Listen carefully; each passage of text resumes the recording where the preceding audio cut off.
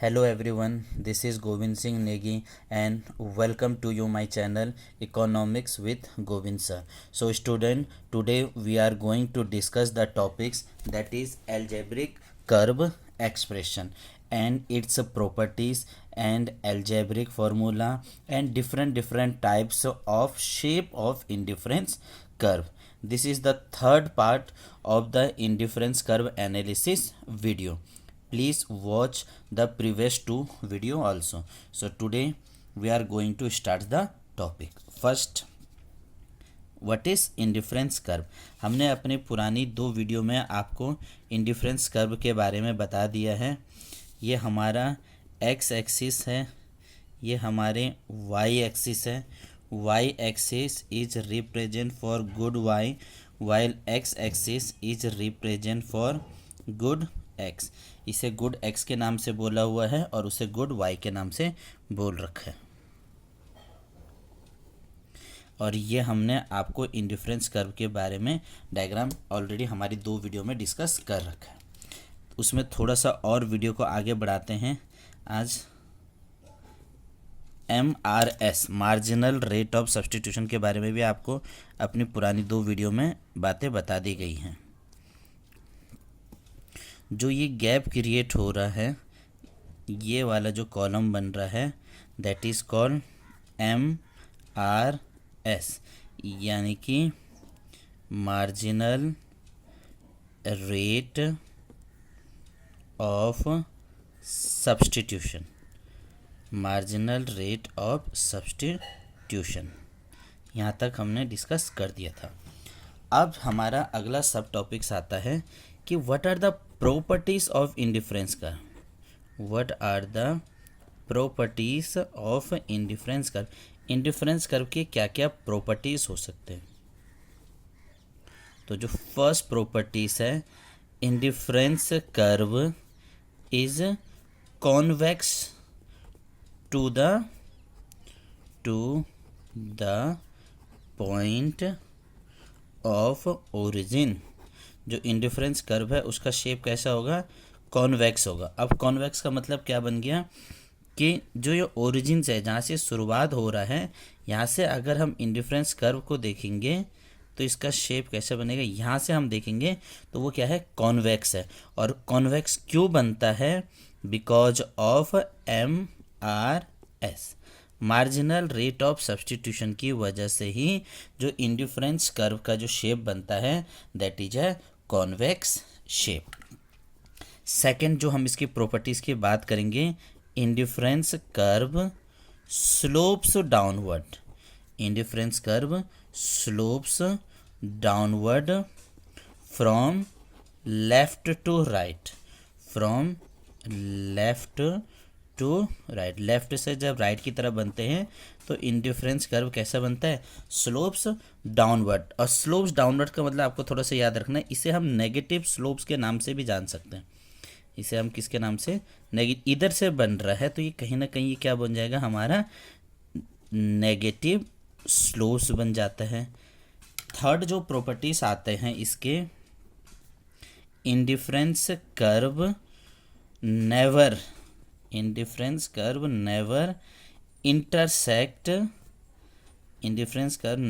Intersect each other. कि जो indifference curve है वो एक दूसरे को इंटरसेक्ट नहीं कर सकते। अब इस नेवर इंटरसेक्ट का मतलब आपको ध्यान देना पड़ेगा, टू इंडिफरेंस कर्व, जब हम दो इंडिफरेंस कर्व बनाते हैं तो वो एक दूसरे को इंटरसेक्ट नहीं कर सकते हैं।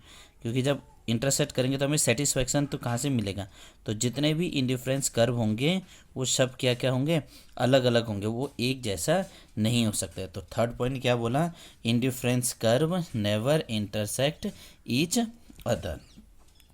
फोर्थ जो पॉइंट बता रखा है, indifference curve never touches both the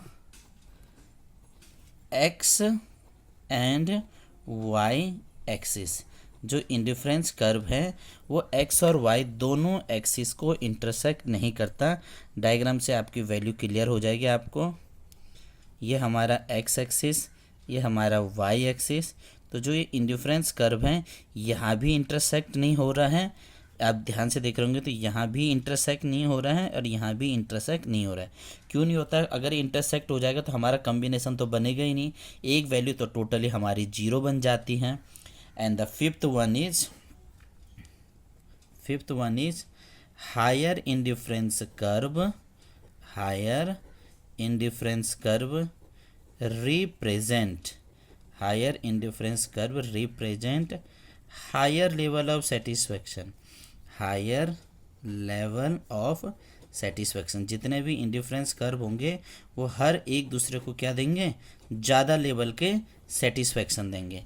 जैसा कि हम डायग्राम से बताते हैं, जो हमारा वाई एक्सिस और एक्स एक्सिस का बना दिया, ये इंडिफरेंस कर्व मान लो इसका नाम IC1 हो गया, इसका नाम हो गया IC2, इसका नाम हो गया मान लो IC3। तो क्या हुआ? ये इसका सेटिस्फैक्शन लेवल अलग है, इसका सेटिस्फैक्शन लेवल है, इसका सेटिस्फैक्शन, तो सब इंडिफरेंस कर्व का अपने अपने में सेटिस्फैक्शन लेवल हो जाएगा। तो जितने भी इंडिफरेंस कर्व होंगे वो अपने में हायर सेटिस्फैक्शन देता है प्रीवियस वन वाले से। अब इसके आगे हम आपको बता रहे हैं what is in difference map. Indifference map क्या होता है? अभी तक हमने आपसे बता रखा है इनडिफरेंस कर्व क्या हो रहा है, अब आपसे बता रहे हैं इनडिफरेंस मैप क्या हो रहा है। तो आप सिंपल सा आंसर दोगे, collection of indifference curve is called indifference map. जो बहुत सारे इंडिफरेंस कर्व हो जाएंगे तो उसे आप क्या बोलोगे? इंडिफरेंस मैप बोल देंगे। जब बहुत सारे इंडिफरेंस कर्व आप बना दीजिएंगे एक साथ, ये हमारी वाई एक्सिस और ये हमारा क्या हो गया है? एक्स एक्सिस, ये एक्स एक्सिस, ये वाई एक्सिस, और जब हम इंडिफरेंस कर्व बनाएंगे तो एक इंडिफरेंस कर्व हो गया, दो इंडिफरेंस कर्व हो गया, तीन इंडिफरेंस कर्व हो गया, चार इंडिफरेंस कर्व हो गया, पांच इंडिफरेंस कर्व हो गया। तो इन पूरे को क्या बोलते हैं? जो सेट बनता है, जब बहुत सारे इंडिफरेंस कर्व रहेंगे तो उनको हम क्या बोलेंगे? 1 2 3 4 5। तो इसे हमने क्या बोला हुआ है? Indifference map. अब हमारा अगला टॉपिक्स जो इसमें बनता है UGC नेट्स वाले के लिए, पीजीटी हो चाहे टीजीटी हो या अलग अलग स्टेट बोर्ड्स में होता है, कि क्या सिर्फ जो इंडिफरेंस कर्व का जो शेप होता है वो सिर्फ कॉन्वेक्स होता है, इसके अलावा और कोई शेप नहीं हो सकता है? जी हो सकता है। पहला, indifference curve if two goods are perfect substitutes of each other. जब दो गुड्स क्या होंगे?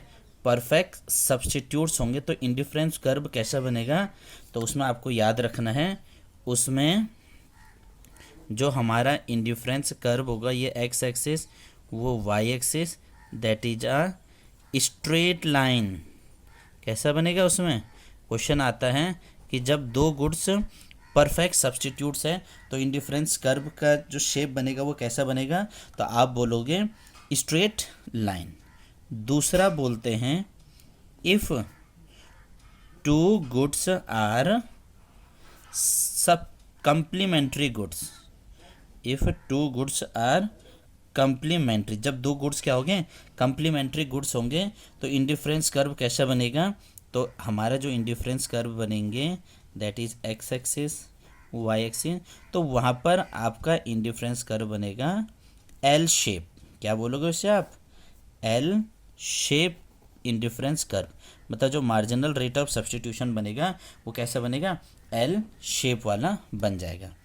जो थर्ड है, if a goods with zero utility, जब हमने एक वाले गुड्स को कंज्यूम ही नहीं करेंगे तो हमारा इंडिफरेंस कर्व कैसे बनेगा? तो तब हमारा इंडिफरेंस कर्व कैसे बनेगा? ये हमारे एक्स एक्सिस, ये हमारा वाई एक्सिस, तो हमारा इंडिफरेंस कर्व क्या हो जाएगा? हॉरिजॉन्टल हो जाएगा। इसे क्या शेप बोलेंगे? हॉरिजॉन्टल, HORIZONTAL, इसे हम हॉरिजॉन्टल शेप बोलेंगे। फोर्थ हम बोल रहे हैं, फोर्थ हमने क्या बोला था, if a goods with negative utility, if a goods with negative utility, जब नेगेटिव यूटिलिटी बनेगा तो हमारा इंडिफरेंस कर्व कैसे बनेंगे, तो अब देखिएगा ये हमारा y एक्सिस, ये हमारे x एक्सिस, तो उसमें हमारा बनेगा, ध्यान देना, यू शेप, क्या बोलेंगे हम उसे, यू शेप्ड इंडिफरेंस कर्व बोलेंगे। And the last one is fifth one, जो हमारा फिफ्थ वन बनेगा, if MRS marginal rate of substitution is increased, जब हमारा marginal rate of substitution increase होगा तो हमारा इंडिफरेंस कर्व कैसे बनेंगे, ये हमारे y एक्सिस, ये हमारे x एक्सिस, और जो हमारा बनेगा that is a concave shape. उस टाइम आपको क्या बोलोगे आप, जो हमारा इंडिफरेंस कर्व बन रहा है वो कॉनकेव वाला शेप बन जा रहा है।